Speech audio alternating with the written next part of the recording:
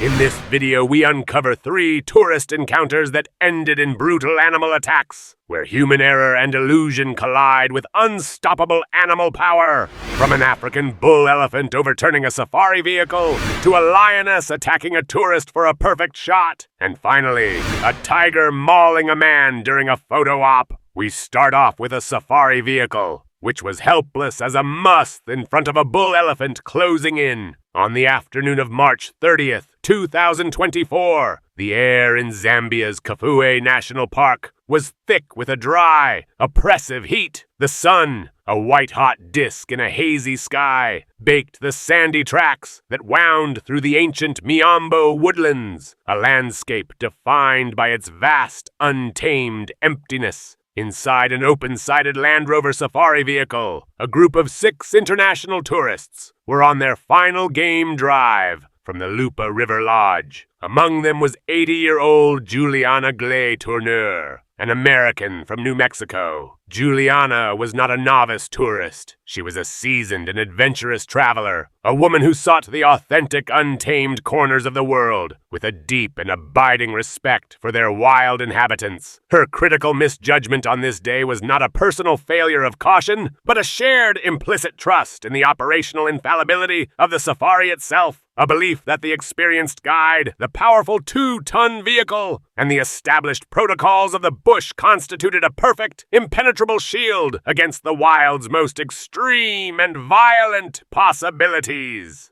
The creature that would shatter this illusion was a mature African bull elephant, a behemoth weighing over 5 tons. An elephant is a highly intelligent social animal, possessing a complex emotional range and a long, detailed memory. However, the bull that blocked the track ahead was in the throes of musth, a periodic state of hormonal overdrive that renders it one of the most dangerous animals on the planet. The foreshadowing of the event was not a subtle environmental cue, but a series of clear, unambiguous biological signals that the experienced guide in the driver's seat recognized immediately, and with a growing sense of dread. The massive bull was not just standing on the track, it was displaying the classic unmistakable signs of full musth. Dark, oily secretions of temperance stained the sides of its head, trickling from its temporal glands. A constant, slow dribble of urine, green and foul-smelling, stained its hind legs. The primary lesson in any such encounter is the absolute necessity of recognizing and respecting these signs. A musth bull is not a normal animal, operating on predictable behavioral patterns. It is a creature in a state of extreme temporary psychosis, driven by hormonal rage. Standard protocols for elephant encounters, such as stopping and waiting, may be misinterpreted as a challenge. The only safe protocol when encountering a confirmed musth bull is to create as much distance as possible, as quickly as possible, without any action that could be perceived as a confrontation. The animal's condition dictates the terms of the encounter, and those terms are non-negotiable. The critical decision was a cascade of escalating choices, made under extreme duress. The guide, following standard procedure for an encounter with an agitated elephant, stopped the vehicle a considerable distance away, giving the animal space and time to move on. He killed the engine, a gesture of non-aggression. But the bull did not move on. It lowered its head, flared its enormous ears to create a more intimidating profile, and began a series of mock charges, its massive feet kicking up clouds of fine red dust. The guide understood the situation was deteriorating. He made the decision to retreat. He turned the key and the Land Rover's diesel engine roared to life. He engaged the reverse gear and began to back away down the narrow track, but the sandy, loose terrain of the trail, softened by the intense heat, betrayed them. The heavy Land Rover's wheels began to spin, digging themselves deeper into the soft sand with each turn. This was the second critical failure, an environmental one. The guide's experience and the vehicle's power were negated by the terrain. Soft sand, deep mud, or dense, impassable brush can render any vehicle a stationary coffin. A thorough understanding of the terrain and the constant assessment of viable escape routes are as critical as any piece of safety equipment. The decision to enter a potential trap must be weighed against the known risks in the area. In this case, the presence of a moose bull made the treacherous track an unacceptable gamble. The sound of the revving engine, a high-pitched whine of mechanical desperation, served only as a further, intolerable provocation. Their single greatest advantage, mobility, was gone. From the elephant's perspective, its world a red haze of territorial imperative. This trapped, roaring machine was no longer a passive observer. It was a rival that had issued a direct challenge and now could not escape. Let's take a break to get to know each other better. I love to see more of all animal enthusiasts out there. Comment your city or country and let me know what the weather is like there right now. The final lesson is a brutal one in physics. A safari vehicle is often perceived by its occupants as a cage of safety, a portable fortress against the wild. This is a dangerous illusion. A standard safari Land Rover weighs approximately 4,000 pounds. An adult bull elephant can exceed 11,000 pounds. The vehicle is not a fortress. It is a deterrent. Its primary defensive capabilities are its noise, its smell, and most importantly, its mobility. When that mobility is lost, it becomes a static, vulnerable object. The encounter would now become a stark reminder that in any contest of pure force, the laws of physics will always favor the elephant. The creature's final charge was not a mock display. It was a committed, full-speed assault. The world for the occupants of the vehicle was reduced to the sight of an 11,000-pound wall of gray flesh and ivory bearing down on them, closing the distance with terrifying speed. The impact was a colossal, jarring explosion of force. The sound was a deafening shriek of tortured metal as the multi-ton vehicle was shoved sideways, its tires gouging deep trenches in the sand. Then came the tusks. The elephant lowered its head, and with a precision born of immense power, drove its right tusk through the thin aluminum body of the passenger door, the ivory punching through the metal as if it were cardboard. Immediately after, it began to use its massive head as a battering ram, striking the vehicle again and again, the impacts throwing the passengers violently against the interior roll cage. The chassis groaned. The windows shattered. Then the elephant positioned itself, driving its tusks deep under the vehicle's frame. A moment later, with a slow, deliberate, and impossibly powerful lift, it began to flip the Land Rover. Inside, the world became a chaotic, tumbling vortex of bodies, equipment, and broken glass. Juliana was thrown from her seat, her head striking a steel support bar with immense force. The vehicle came to rest on its roof with a final shuddering crash. The attack was not over. The elephant, now completely dominant, began to systematically destroy the overturned vehicle, repeatedly goring the wreckage with its tusks and stomping on the exposed undercarriage. The force of the impacts transmitted directly through the crushed roof to the bodies of those trapped inside. Finally, its rage spent, the creature let out a final triumphant trumpet and moved off into the bush. A profound, ringing silence descended, broken only by the groans of the injured and the slow, steady drip of fluids from the dead engine. The survivors, 4 with minor injuries and 1 woman severely wounded, struggled to extricate themselves from the wreckage. Juliana Glatourneur was dead. The official response was a complex, multi-agency medical evacuation. The subsequent investigation concluded that the guide had acted professionally but was caught in a fatal combination of an extremely aggressive elephant and an unforgiving environmental trap. The death of Juliana Gley-Tourneur stands as a brutal clinical record of the absolute power of nature. It is a forensic testament to the fact that in the African bush, the rules are written by the largest and most powerful land animal on the planet.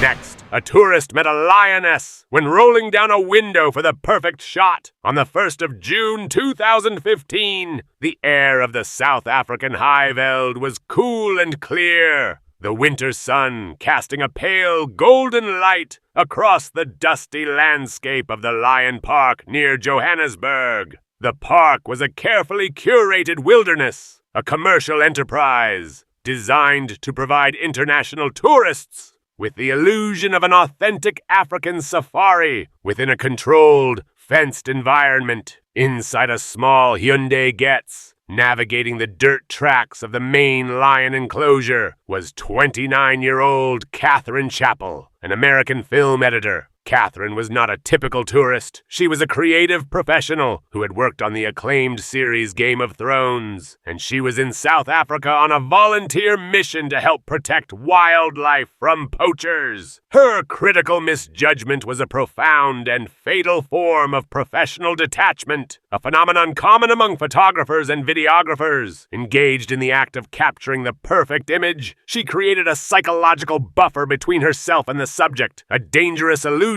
that the frame of her camera lens provided the same physical protection as a pane of reinforced glass. This belief led her to physically remove the one barrier that separated her from a lethal apex predator. The creature at the center of this tragedy was a mature African lioness, Panthera leo, a key member of the park's resident pride. A lioness is a biomechanical engine of immense power, capable of short, explosive bursts of speed that can cover 100 yards in under 6 seconds. Her primary weapons are her powerful forelimbs, equipped with sharp protractile claws designed for seizing and holding large prey, and a jaw that delivers a suffocating, clamping bite to the neck or muzzle. The lions of this park were habituated, a critical distinction from domesticated. They had learned through constant daily exposure that the slow-moving, metal-skinned creatures that roamed their enclosure were not a threat. This habituation, designed to provide tourists with close-up photographic opportunities, had systematically erased the natural wariness that typically keeps wild lions at a distance. The foreshadowing of the event was multifaceted and explicit. Large graphic signs at the entrance to the enclosure,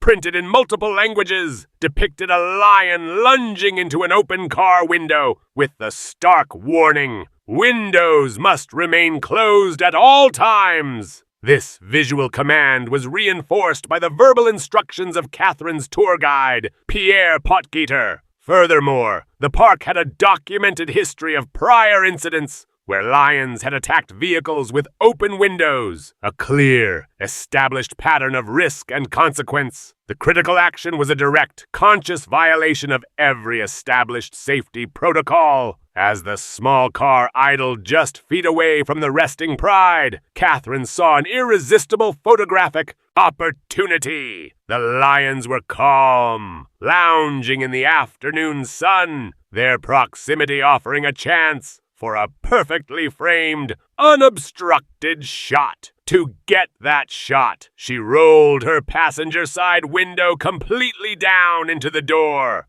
The soft whir of the electric motor, the only sound in the quiet car. She leaned forward, raising her camera to her eye. Her focus narrowed to the composition in her viewfinder. From the perspective of the lioness resting just a few feet away, the familiar, non-threatening metal box had suddenly changed. A large, novel opening had appeared. The figure inside, previously a muted silhouette behind reflective glass, was now an exposed, intriguing object within her immediate personal space. The lack of fear, the direct, unblinking stare of the camera lens, was a break in the normal, passive behavior of the vehicle's occupants. It was a stimulus to be investigated. The attack was a sudden, silent, and brutally efficient event. There was no roar, no prolonged charge. The window was open, a space, an invitation. The lioness rose from her resting position, a fluid, seamless motion, 2 quick bounds. She was at the door. Her head and shoulders filled the open window frame in an explosion of tawny fur and muscle. Jaws open. They clamped down on Catherine's neck and left shoulder. The 4 3-inch-long canine teeth, designed for punching through thick hide and muscle, met no resistance, sinking deep into the soft tissue of her neck and severing the carotid artery. The pressure was immense. Then the pull. With a power born of pure predatory instinct, the lioness began to drag the 29-year-old woman through the narrow opening of the car window, her claws digging into the vehicle's door for leverage. The guide, Pierre, reacted instantly, screaming and punching frantically at the lion's head, but it was a futile gesture against the animal's overwhelming strength and commitment. The lioness eventually released her grip and retreated as other vehicles approached, horns blaring. The immediate scene was one of horrific carnage. Catherine had been pulled partially from the vehicle, her neck and shoulder a catastrophic ruin of severed tissue and blood vessels. Pierre, in the aftermath of the intense struggle and shock, suffered a massive heart attack. Park rangers and paramedics arrived within minutes, but Catherine was pronounced dead at the scene. The official cause of death was exsanguination from a severed carotid artery. The subsequent investigation was a grim formality. The facts were simple and undisputed. The car window was fully open, a direct violation of the park's most critical safety rule. The decision was made not to euthanize the lioness, as she had been behaving naturally, responding to an opportunity created by a fatal human error. A forensic analysis of the tragedy reveals it to be a direct result of a cascade of predictable factors. The primary lesson is a stark one on the nature of habituation. Experts would note that habituation is not domestication. It is the erosion of fear, not the erasure of instinct. The lions in the park had learned that vehicles were not a threat, allowing for dangerously close encounters, but their predatory software remained fully intact. The second lesson is on the sanctity of the barrier. In a drive-through wildlife park, the vehicle is the only piece of safety equipment. Any breach of that barrier, an open window, an unlocked door, negates its purpose entirely and serves as an invitation for a predator to investigate. Finally, the incident is a chilling case study in the phenomenon of viewers' detachment. The act of observing a lethal predator through a camera lens can create a profound psychological disconnect, a false sense of separation that can lead to fatal, reckless decisions. Catherine Chappell's death stands as a tragic clinical record of a fatal lapse in judgment in a controlled, yet fundamentally wild environment. It is a brutal reminder that the rules of nature do not change simply because they are observed from behind a man-made boundary, and that a window rolled down is a barrier removed, an invitation with immediate and irreversible consequences.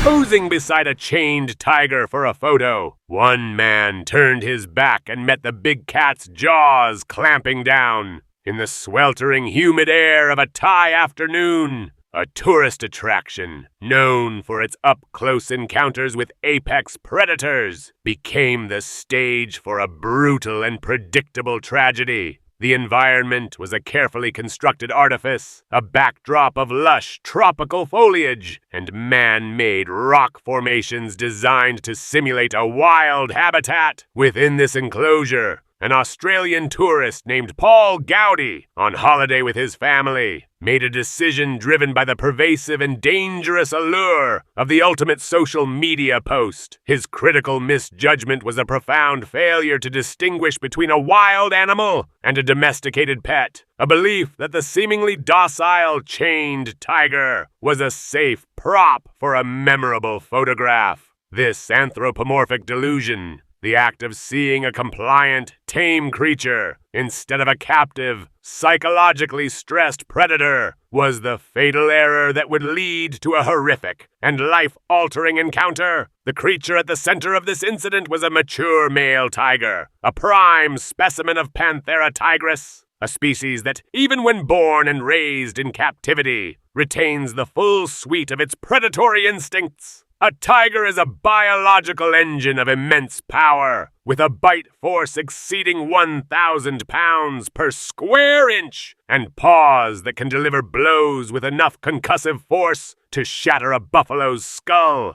The tigers in these tourist attractions are often subjected to a cruel and systematic process of behavioral suppression. Separated from their mothers as cubs, they are subjected to a constant barrage of human interaction, a stressful and unnatural existence that often leads to a state of learned helplessness, punctuated by unpredictable bursts of aggression. The foreshadowing of the event was not a singular dramatic warning, but the very nature of the attraction itself. The use of chains to restrain the animals, the presence of handlers armed with sticks, and the observable subtle signs of animal distress, the low guttural growls, the flicking of the tail, the flattened ears, were all clear, unambiguous indicators of a dangerously volatile environment, a reality that is often deliberately obscured from the paying public. The critical action was Paul's decision to move in close for a photograph, ignoring the handler's instructions to maintain a safe distance, and emboldened by the sight of other tourists posing with the seemingly placid animal. He knelt beside the resting tiger, placing his arm around its massive flank. This act, a violation of the animal's personal space, was a direct and provocative challenge. From the tiger's perspective, the world was a monotonous, stressful cycle of forced interaction. Paul's sudden, unfamiliar touch, a direct physical contact in a sensitive area, was a break in the established, tolerated routine. It was an unexpected tactile stimulus that triggered an immediate defensive and brutally violent response. The attack was a sudden, explosive, and devastating event. There was no warning roar, no prolonged charge. In one instant, Paul was smiling for the camera. In the next, the tiger, with a speed that defied its size, turned its massive head. A moment later, its jaws closed around Paul's leg and abdomen. The 4 5-inch-long canine teeth, designed for punching through thick hide and muscle, met no resistance, sinking deep into the soft tissue of his thigh and lower torso. Immediately after, the tiger, still chained, began to thrash its head, its powerful neck muscles driving the teeth deeper, shearing through muscle, sinew, and internal organs. Then it began to pull, its claws digging into the packed earth of the enclosure for leverage, attempting to drag him closer. The sound was a horrific chorus of tearing flesh, splintering bone, and the man's own agonized screams. Handlers rushed in, frantically beating the tiger with sticks and poles, trying to force it to release its grip. The chaotic scene was a blur of violence and panicked shouting. The tiger, enraged and overstimulated, finally released Paul, who collapsed to the ground, a mangled ruin of a man. The immediate aftermath was a scene of horrific carnage. His leg and abdomen were a catastrophic mess of deep, gaping wounds, blood pumping from severed arteries onto the dusty floor of the enclosure. He was rushed to a local hospital, where he underwent emergency surgery. The medical report was a stark forensic accounting of the attack's efficiency. Multiple, deep puncture wounds, massive soft tissue avulsion, and severe internal injuries,